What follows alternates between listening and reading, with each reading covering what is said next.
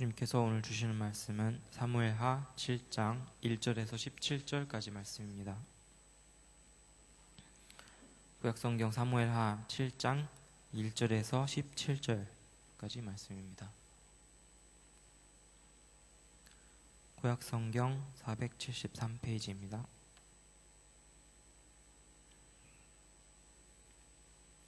봉독하겠습니다. 여호와께서 주위의 모든 원수를 무찌르사 왕으로 궁이 평안히 살게 하신 때에 왕이 선지자 나단에게 이르되 볼지어다 나는 백향목 궁에 살거늘 하나님의 궤는 회장 가운데 있도다. 나단이 왕께 아뢰되 여호와께서 왕과 함께 계시니 마음에 있는 모든 것을 행하소서 하니라. 그 밤에 여호와의 말씀이 나단에게 임하여 이르시되 가서 내 종 다윗에게 말하기를 여호와께서 이와 같이 말씀하시되 내가 나를 위하여 내가 살 집을 건축하겠느냐. 내가 이스라엘 자손을 애굽에서 인도하여 내던 날부터 오늘까지 집에 살지 아니하고 장막과 성막 안에서 다녔나니 이스라엘 자손과 더불어 다니는 모든 곳에서 내가 내 백성 이스라엘을 먹이라고 명령한 이스라엘 어느 지파를 가운데 하나에게 내가 말하기를 너희가 어찌하여 나를 위하여 백향목집을 건축하지 아니하였느냐고 말하였느냐. 그러므로 이제 내 종 다윗에게 이와 같이 말하라. 만군의 여호와께서 이와 같이 말씀하시기를 내가 너를 목장 곧 양을 따르는 데에서 데려다가 내 백성 이스라엘의 주권자로 삼고 내가 가는 모든 곳에서 내가 너와 함께 있어 내 모든 원수를 내 앞에서 멸하였은즉 땅에서 위대한 자들의 이름같이 내 이름을 위대하게 만들어 주리라. 내가 또 내 백성 이스라엘을 위하여 한 곳을 정하여 그를 심고 그를 거주하게 하고 다시 옮기지 못하게 하며 악한 종류로 전과 같이 그들을 해하지 못하게 하여 전에 내가 사사에게 명령하여 내 백성 이스라엘을 다스리던 때와 같지 아니하게 하고 너를 모든 원수에게서 벗어나 편히 쉬게 하리라. 여호와가 또 내게 이르노니 여호와가 너를 위하여 집을 짓고 내 수완이 차서 내 조상들과 함께 누울 때에 내가 내 몸에서 내 실을 내 뒤에 세워 그의 나라를 견고하게 하리라. 그는 내 이름을 위하여 집을 건축할 것이요 나는 그의 나라 왕위를 영원히 견고하게 하리라. 나는 그에게 아버지가 되고 그는 내게 아들이 되리니 그가 만일 죄를 범하면 내가 사람의 매와 인생의 채찍으로 징계하려니와 내가 내 앞에서 물러나게 한 사울에게서 내 은총을 빼앗은 것처럼 그에게서 빼앗지는 아니하리라. 내 집과 내 나라가 내 앞에서 영원히 보존되고 내 왕위가 영원히 견고하리라 하셨다 하라. 나단이 이 모든 말씀들과 이 모든 계시대로 다윗에게 말하니라. 아멘. 예, 오늘 다윗이 하나님 앞에 기도한 것과 또 하나님이 그 다윗의 마음에 대한 또 응답, 이것을 한번 배워보겠습니다. 오늘 2부 예배 때 제가 이제 경계선에 대한 얘기를 했었는데 시간이 짧다 보니까 다 얘기를 못했어요. 그래서 오늘 하나님께서 다윗이 제가 성전을 지어드리겠습니다 그랬더니 하나님께서 그래 얼른 지어주렴, 최고급으로 지어주렴 이렇게 말씀하지 않으시고 됐다 하더라. 내가 너의 마음을 알았고 내가 너의 마음에 복을 내려 주어서 더 큰 복을 받게 하겠다 이렇게 말씀하세요. 그래서 하나님께서 이제 노 하시는 장면이 나오거든요. 그래서 경계선에 대한 얘기를 이제 조금 제가 보충 설명을 좀 더 드리고 그리고 나서 다윗의 마음에 주신 하나님의 은혜와 복에 대하여 또 묵상하는 시간을 가져보려고 합니다. 우리가 경계선을 세운다는 것은 굉장히 중요해요. 그런데 하나님은 우리를 향해서 분명한 어떤 경계선을 갖고 있어요. 그래서 하나님은 우리에게 말씀하실 때 예스와 노가 분명하세요. 그래서 우리가 하나님의 뜻을 모호하게 받아들이는 일이 없도록 하나님은 분명하게 우리에게 말씀하세요. 그런데 우리는 인간관계를 맺으면서 이런 하나님의 어떤 원리를 받아들여서 예스와 노를 명확하게 하면 좋은데 그렇게 하지 못할 때가 참 많이 있어요. 마음으로는 노인데 노를 하면 안 될 것 같아서 망설이고 예스도 아니고 노도 아니고 이렇게 하죠. 그래서 혼자서 끙끙 앓고 예스라고 해놓고 마음은 노인데 집에 가서 왜 나한테 이런 부탁을 하는 거야? 그러면서 괜히 부탁한 사람을 이렇게 막 흉을 보고 화가 나고 또 때로는 모호하게, 우리 연애할 때는 또 모호하게 해야 돼요. 밀당의 기술이 있어야 되다 보니까 모호하게 좋아하는 것도 아니고 안 좋아하는 것도 아니고 뭐 이렇게 하다 보니까 참 그게 애매해가지고 다가갈 수도 없고 안 다가갈 수도 없고, 다가가면 왜 이렇게 추잡하게 매달리냐 그러고, 또 멀어지면 애정이 없다 그러고 막 이러니까 이게 참 쉽지 않아요. 그러다 보니까 우리가 뭐든지 가장 안전한 건 모호한 게 안전하다. 그래서 예스도 아니고 노도 아닌 상태에서 살아가는 것이 가장 안전하다 생각하고, 우리는 뭐든지 잘 모르겠어요 라고 그래요. 잘 모르겠어요. 무슨 음식 좋아하세요? 잘 모르겠어요. 왜? 어떤 스타일이 뭐 이성을 좋아하세요? 그러면 그냥 좋은 사람을 좋아해요. 어떤 사람은 잘 모르겠어요. 그냥 마음에 들어야 돼요. 필이 와야 돼요. 다 모호하죠. 뭔지 모르겠어요. 그러다 보니까 내가 무슨 음식을 좋아하는지, 나는 어떤 스타일의 옷을 좋아하는지, 내가 정말 살고 싶은 인생은 어떤 건지 이거 잘 모르는 상태로 그냥 떠밀려 가죠. 떠밀려 가요. 남들이 가니까 남들이 가는 대로 나도 같이 떠밀려 가는 거예요. 그러다가 어느 날 정신을 번쩍 차리고 보면 이렇게 사는 걸 내가 꿈꾸진 않았는데 왜 여기까지 왔지? 되돌아가야지 했더니 되돌아갈 수가 없어요. 왜냐하면 너무 많이 떠밀려 왔기 때문이죠. 그래서 할 수 없다. 그냥 또 떠밀려 가는 거지 뭐. 그리고 정신 한번 차렸다가 다시 눈 감고 떠밀려 갑니다. 그렇게 우리 인생이 흐늘러 가서는 안 되겠다는 것입니다. 경계선에 대해서 뭐 가장 풍부한 책은 존 타운센드라고 하는 분이 지은 노라고 말할 줄 아는 그리스도인이라고 하는 책을 여러분들이 읽으시면 유익하겠지만, 그 두꺼운 책을 아마 여러분들이 집어드는 순간 다 읽을 수 없다는 어떤 절망감 속에 빠져들 거라고 생각을 하고, 거기에 나오는 몇 가지 원리들, 뭐 굉장히 많은 원리들이 있지만 한 3-4가지만 간략하게 소개하면서 우리 삶 가운데 어떻게 경계를 세워야 할까 하는 것을 한번 나누어 보고자 합니다. 먼저 우리가 경계선에 대해서 배울 때는 존 타운센드는 파종과 수학의 원리를 알아야 한다 이렇게 말합니다. 우리는 씨를 뿌리면 씨를 뿌린 것이 어떤 시간이 경과하면 이렇게 열매로 맺어져서 이렇게 거두어진다는 것을 우리가 이해해야 돼요. 그죠? 그래서 파종하면 수확할 수 있다. 이 원리를 알아야 되죠. 이 말은 뭐냐면 내가 어떤 결과물을 얻으려면 나는 반드시 어떻게 해야 돼요? 파종해야 돼요. 파종하지 않고 얻으려고 하는 것은 이런 말을 써도 될지 모르지만 도둑놈 심보다 이렇게 말할 수가 있어요. 근데 우리 한국 사람들이 뭐가 있냐면 이 도둑놈 심보가 있어요. 파종하지 않고 거두려고 하는 게 있어요. 그리고 우리 친구들 중에 혹시 파종하지 않고 거두는 사람이 있으면 그게 그렇게 부러워. 쟤는 어떻게 저런 방법 알았을까? 이런 생각이 들고 나도 어떻게 뿌리지 않고 거두는 방법이 없을까 이렇게 생각하지만, 성경에는 이렇게 말씀하시죠. 눈물을 흘리며 씨를 뿌리는 자는 기쁨으로 단을 거두리로다 이렇게 되어 있습니다. 그러니 성경의 원리는 씨를 뿌리고 거두는 원리예요. 그러니 여러분 힘들고 눈물 나고 지쳐도 반드시 씨를 뿌리는 작업이 우리 삶에 있어야 수확을 거두는 기쁨도 있다 하는 것을 알아야 합니다. 그런데 가끔씩 우리 삶에 이런 원리가 막힐 때가 있어요. 이것을 이제 경계선을 침범하고 들어오는 이제 여러분들도 다 거기에 해당된다고 봐요. 어떤 것이냐면 부모님이 돈을 대주잖아요. 사실은 내가 뿌리고 내가 거두어야 되는데 중간에서 방해하시는 분들이 있어요. 우리 부모님. 그래서 부모님이 나 대신 돈을 주잖아요.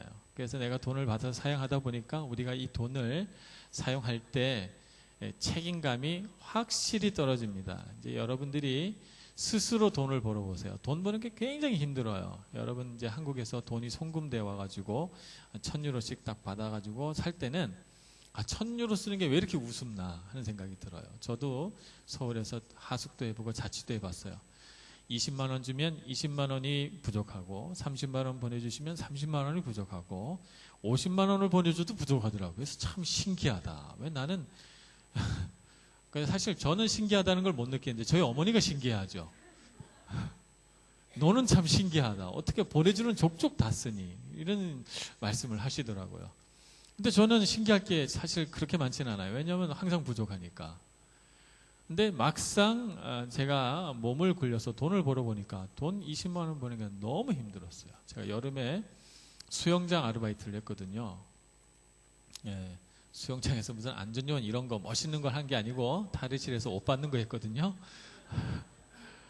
근데 진짜 한 달 내내 비가 오나 뭐 날씨가 쨍하나 어떤 날 뭐 주일날 뭐 하루에 2만 명이 올 때도 있었어요. 바구니를 수백 번을 왔다 갔다 하는 거야. 어떤 때는 1번 바구니를 한 5번을 왔다 갔다 해야 돼. 그만큼 손님들이 많이 와요. 그러니까 나중에 어깨가 막 빠지는 것 같고 너무 힘든 거예요. 그런 날도 있을 정도로 아르바이트했어요. 근데 고작 받아보면 20만 원. 야, 한국이란다. 부모님이 고향에서 돈 붙여오는 거 20만 원 정말 쉬운데 내가 왜 이렇게 고생하며 20만 원을 버나 뭐 이런 생각도 들죠. 그죠? 돈 버는 게 참 힘들어요. 그런데 누군가가 나에게 이렇게 쉽게 돈을 주면 내가 씨 뿌리는 노력이 얼마나 귀한가 하는 것을 잘 모르고 살아갑니다. 그래서 여러분이 젊을 때 꼭 경험해 봐야 돼요. 씨를 뿌리고 그것을 수확하기까지 기다리는 것이 얼마나 소중한 경험인가를 알아야 하고 그것을 통해서 눈물을 흘리며 씨를 뿌리는 이 귀한 노동의 가치에 대해서 여러분들이 느끼셔야 하고 그걸 알아야 합니다. 근데 가끔씩 불행한 일도 생깁니다. 씨를 뿌렸는데 거두지 못할 때가 있어요. 이런 낭패가 있나. 내가 안 뿌린 걸 거두는 건 너무 좋은데 씨를 뿌렸는데 거두어지지 않는 수가 있어요. 인생에는 가끔씩 그런 일이 생깁니다. 그래서 우리는 하나님께 꼭 기도해요. 내가 씨를 뿌렸다면 하나님 내가 뿌린 씨가 꼭 열매가 되어 거두어지게 해 주옵소서라는 기도를 해야 돼요. 여러분이 어떤 노동을 했습니까? 아니면 여러분들이 어떤 에너지와 열정을 들여서 무언가를 시도했습니까? 무언가를 했다면 여러분들이 꼭 기도하셔야 돼요. 왜냐하면 우리 인생에는 방해꾼들이 많아서 내가 뿌린 씨를 거두어지지 못하게 내 모든 노력과 수고와 눈물을 빼앗아가는 존재가 있기 때문에 그래요. 그래서 여러분 그런 일이 생기더라도 실망하지 말고 그것을 실패라고 생각하지 말고 또 도전하고 그렇게 될 수 있도록 해야 됩니다. 그래서 씨를 뿌리는 사람이 눈물을 흘리는 거예요. 제발 주님 이 뿌린 씨가 열매가 되어 돌아오게 해 주옵소서. 많이 빼앗겨 본 사람은 씨를 뿌릴 때 눈물이 나는 거예요. 그래서 여러분 파종과 수확의 원리를 알아서 열심히 뿌리는 사람이 되시고 여러분이 뿌릴 때는 오늘 한 해의 수확을 위해서도 뿌리지만 여러분의 젊은 날에만 뿌릴 수 있는 것들이 있어요. 나의 중년과 노년을 위해서 여러분의 인생을 위해서 뿌리는 씨앗도 있어야 되고 여러분의 영성을 위해서 뿌리는 씨앗도 있어야 되고 여러분들의 소중한 친구와 또 여러분 인생의 어떤 이런 관계들을 위해서 뿌리는 씨앗도 있어야 돼요. 그래서 여러분 많이 뿌려놓는 사람이 되시기를 바랍니다. 많이 뿌려놓으시면 여러분 삶 가운데 내가 10년 전, 20년 전에 뿌려놓은 씨앗이 큰 열매가 돼서 여러분의 삶에 돌아오는 것도 보게 됩니다. 그러면 얼마나 기쁘겠어요. 그죠? 그 다음에 여러분 힘에 대해서 이해해야 됩니다. 이 힘은 어떤 힘인가 하면 고백의 힘이에요. 고백. 이 고백이라고 하는 것이 힘이 있나? 보통 이제 젊은 시절에는 고백을 했다 퇴짜를 많이 맞아본 사람들은 이 고백은 능력이 없다 이렇게 생각을 하지만 그렇지 않아요. 고백처럼 능력 있는 힘이 없어요. 고백은 인정하고 받아들이는 것이고 진실하고 솔직한 것입니다. 그렇기 때문에 우리는 하나님께 나아가서 우리가 무능력함에 대하여 고백할 줄 알아야 돼요. 하나님 내게 능력이 너무 부족하군요 라고 말하고 그것을 인정하고 받아들이고 하나님께 요청하는 것이죠. 그런 고백의 힘이 있어야 됩니다. 이렇게 인정을 하기 때문에 인정을 할 경우에 우리의 발이 땅바닥에 딱 뒤져지는 거예요. 여러분 달리기를 하려면 어떻게 하면 잘 달릴 수가 있어요? 양발의 발바닥이 땅에 딱 붙어 있어야 땅을 박차고 달리잖아요. 그런데 우리가 발이 땅에 안 닿아 있어요. 그러면 발로 막 달리기를 하는데 앞에 안 나가죠. 물속에 있는 경우가 그런 거예요. 물속에서 아무리 달리기 해보세요. 물속에 우리가 둥둥 떠 있으니까 땅을 박차지를 못하니까 못 달려가요. 우리가 고백하고 인정하는 것이 그렇게 중요합니다. 고백하고 인정하면 우리의 영성, 우리의 삶의 에너지 이런 것이 땅바닥에 딱 붙어서 박차고 나아갈 힘을 우리에게 줍니다. 그래서 이것이 힘이다라고 말하는 거예요. 이렇게 인정하고 받아들이면 우리는 내 삶을 고치겠다고 말하고 내 죄에서부터 돌이키겠다고 말하고 내가 다르게 살겠다고 말하게 돼요. 그래서 우리의 인생은 달라지는 겁니다. 정말 달라지는 거예요. 근데 많은 사람들이 인정하고 받아들이지 않으니까 다르게 살기를 원하지도 않아요. 뭔가 달라지기도 소망하지 않아요. 우리 사람에게는 아주 그 묘한 죄성이 있는데 그게 뭐냐면 살던 대로 계속 살려고 하는 죄성이 있어요. 참 그게 묘하죠. 내가 아침에 오전 10시에 일어나요. 수업은 9시인데. 그럼 고쳐야 되잖아요. 근데 내 삶의 어떤 패턴들은 계속해서 10시에 일어납니다. 그래서 이렇게 말하죠. 할 수 없어. 9시 수업은 그냥 이번 학기는 못하는 거야. 이렇게 말하죠. 내 삶이 달라지지 않아요. 저도 대학교 다닐 때 오전 9시에 하는 수업 많이 안 들어갔어요. 저에게 가장 쉬운 거리는 9시부터 시작하는 강의예요. 중간에 들어가도 되는데 저는 9시에 하는 강의에는 들어가기 어려울 거라고 제 자신에게 계속해서 말해주죠. 그리고 안 일어나요. 그리고 일어날 때는 꼭 9시 10분에 일어나서 그때부터 다른 일을 하죠. 여러분, 우리 삶에는 뭐 저 같은 분이 또 있을까만은 없기를 바랍니다. 그러나 다 각자 나름대로 자기만의 삶의 패턴이 있어요. 잘못된 패턴. 이게 좀 문제인데 라고 하는 생각을 갖고 있어요. 근데 그걸 고치지 않아요. 왜냐하면 그게 나에게 너무 익숙하고 오랫동안 반복해 왔기 때문에 내 삶에 아주 녹아들어서 너무 편안해. 너무 편안한 거죠. 뒤로 미루는 버릇이라든지 사람들과 약속을 해놓고 약속을 자꾸 특별한 이유 없이 어긴다든지 혹은 귀찮고 게으른 일은 귀찮고 나를 힘들게 하는 일은 안 하려고 하는 게으름이 있다든지 뭐 이런 것 말이에요. 이런 것들, 이런 패턴으로부터 우리가 벗어나려면 어떻게 해야 되는가? 나에게 문제가 있다. 하나님, 그게 저의 죄입니다. 하나님, 이것이 하나님 앞에 반드시 고쳐야 할 일로 생각됩니다. 라고 마음 아프지만 인정하고 고백하는 것이 필요해요. 그러면 우리의 발이 땅에 딱 닿게 되고 하나님 달라지고 싶어요. 다르게 살고 싶어요. 다른 인생을 원합니다. 라고 요청하게 되고 그 요청이 우리로 하여금 땅을 박차고 달려가게 해서 다른 인생을 살게 한다는 것입니다. 그러니 여러분, 하나님 앞에 고백하는 것이 대단히 중요하다는 것을 깨닫고 주님 앞에 인정하고 고백하며 새로운 삶을 구하시는 여러분들 되시기를 축복합니다. 우리가 또 알아야 할 것은 존중의 법칙이에요. 우리가 나에게도 존중받고 싶은 나만의 경계선이 있듯이, 나만의 바운더리가 있듯이 다른 사람에게도 그것이 있다는 것을 알아야 돼요. 그래서 다른 사람의 바운더리, 경계선을 존중해 줘야 돼요. 그래서 이런 내가 일에 도움이 필요한데 나하고 같이 가줄 수 있겠니? 라고 이렇게 물어야 되죠. 너 내일 할 일 없잖아. 가자. 이런 건 바운더리를 무리하게 깨뜨리는 거죠. 아무리 친하더라도 여러분, 이런 일이 있는데 도와줄래? 할 수 있겠니? 도와주면 좋겠어. 이렇게 말해야지. 여러분들이 막 깨고 들어가서 내가 너 내일 뭐 하는지 다 알아. 쓸데없이 고집들수록 같이 가자. 뭐 이런 식으로 한다든지. 하여튼 이런 비인격적인 방법을 사용해서는 안 돼요. 여러분은 존중해야 됩니다. 그래서 여러분들이 보호받아야 되는 것이 뭐냐면 개별성. 여러분들은 각각이 독특하고도 가치롭고 탁월한 사람으로 구별되어 있다는 걸 알아야 돼요. 그것을 받아들여야 돼요. 그래서 이 사람은 이런 패턴, 이런 삶이고 이 사람은 또 이렇게 살아가고 이런 사람은 이런 걸 좋아하고 그래서 나하고 다 다르구나. 다르다는 것을 충분히 인정하고 그것을 받아들이고 즐기는 마음이 필요해요. 굉장히 중요한 것입니다. 그리고 나서 개별성을 받아들이고 나서 우리가 알아야 할 것은 그럼에도 불구하고 우리가 하나 될 수 있다는 걸 알아야 돼요. 하나 될 수 있다.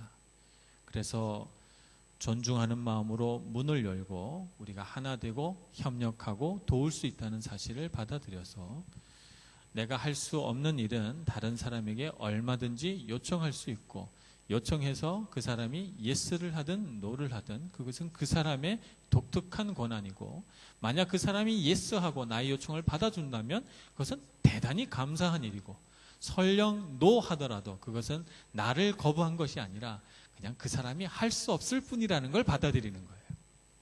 이게 얼마나 중요해요.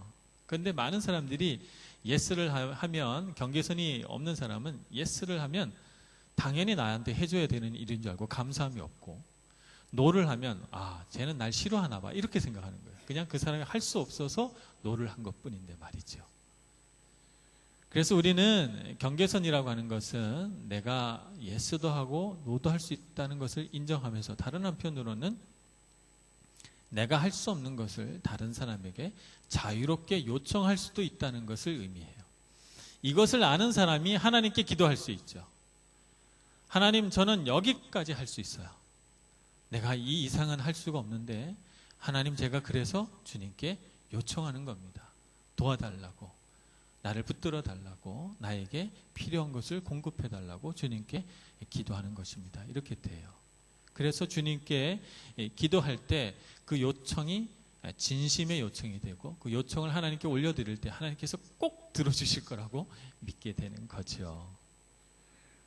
그래서 이렇게 우리가 하나님 앞에서 경계선을 잘 세울 때 우리가 하나님과의 관계 안에서도 굉장히 인격적이고 자유로운 관계가 만들어진다는 거예요.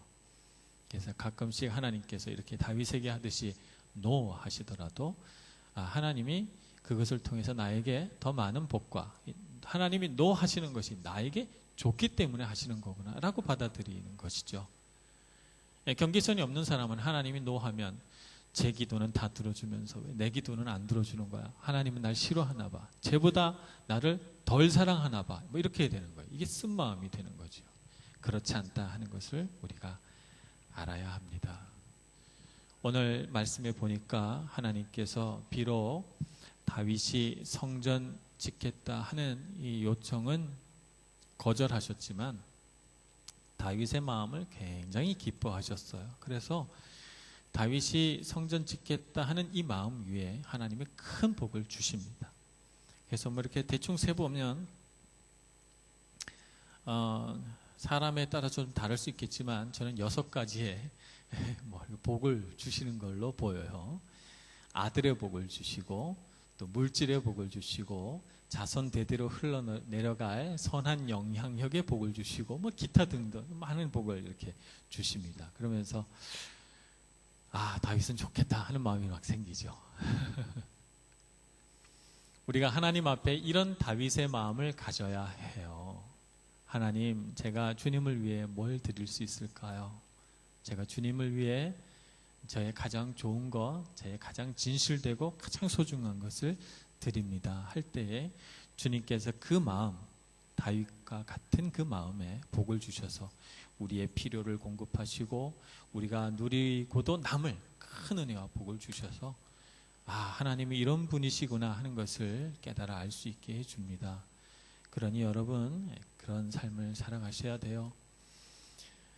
그래서 여러분 우리 청년들이 하나님 앞에 11조 드리는 것을 보면 저는 마음이 짠해요. 사실은. 왜냐하면 여러분의 삶에 얼마나 이 물질이라고 하는 돈이라고 하는 것이 참 한 푼이 아까운 걸 내가 너무 잘 알기 때문에 여기 물가는 비싸고 한국에서 오는 돈은 요즘 좀 환율이 내려가서 그래도 좀 많이 와요. 그죠? 한 10유로 20유로 조금 더 오죠. 얼마나 감사해요. 앞으로 더 내려갈 거예요. 그러니 여러분 걱정하지 마세요. 제가 볼 땐 1,000원까지도 내려갈 수 있어요. 유학하기 좋은 시대입니다. 그런데 여러분의 그 얼마 안 되는 돈을 쪼개서 11조를 드리잖아요. 저는 하나님 아버지 마음이 그렇지 않을까. 마음이 짠해요. 사실 하나님 나라에 그 11조가 뭐 그렇게 큰 돈은 아니에요. 그죠? 하나님은 뭐 그보다 엄청나게 어마어마한 돈을 운행하시는 분이시니까. 근데 하나님 아버지 마음이 그럴 것 같아. 아이고, 이 녀석 얼마 되지 않는데 이걸 나한테 줬구나 이렇게 생각하시고, 그 마음에 어찌 복을 안 주시겠어요? 내가 왜 울컥하지? 그 마음에 왜 하나님 복을 안 주시겠어요? 여러분이 젊은 시절부터 그것이 훈련돼야 돼요. 하나님 앞에 마음을 드리는 훈련. 하나님 앞에 마음을 드리는 훈련. 다윗의 마음을 갖는 훈련을 해나가면 여러분들의 삶이 바로 씨를 뿌리는 삶이 되는 거죠. 젊은 시절부터 많은 씨를 뿌려 놓는 거예요. 그래서 여러분의 삶이 지금 20대 때는 고생하고 눈물을 흘리며 씨를 뿌리지만, 그러나 그 열매를 30대, 40대가 돼서 크게 거두어서 여러분의 삶에 하나님의 은혜와 복이 많아지시는 것이죠. 그러니 여러분 훈련 받으시고 다윗의 마음을 가지시고 하나님 앞에 자라나셔서 복된 삶, 많은 수확을 예비해 놓으시는 그런 농부의 삶을 살아가시는 여러분 되시기를 간절히 축원합니다. 기도하겠습니다. 하나님 아버지, 신령한 은혜를 우리 가운데 부어 주시옵소서. 우리로 하여금 하나님의 뜻대로 살아가는 인생의 원리를 알아 하나님 뜻에 순복하고 주님 말씀에 순종하여 하나님 앞에 많은 씨를 뿌리고 수확의 즐거움으로, 수확의 소망으로 살아가는 저희들 되게 하여 주시옵소서. 우리 안에 인격적인 관계를 회복시켜 주셔서 주님께 요청할 수 있고, 또 주님의 어떤 거절에도 흔들림이 없이 믿음 생활 잘하여 하나님과의 온전한 관계 안에 늘 머무는 저희들 되게 하여 주옵소서. 예수님의 이름으로 기도합니다. 아멘.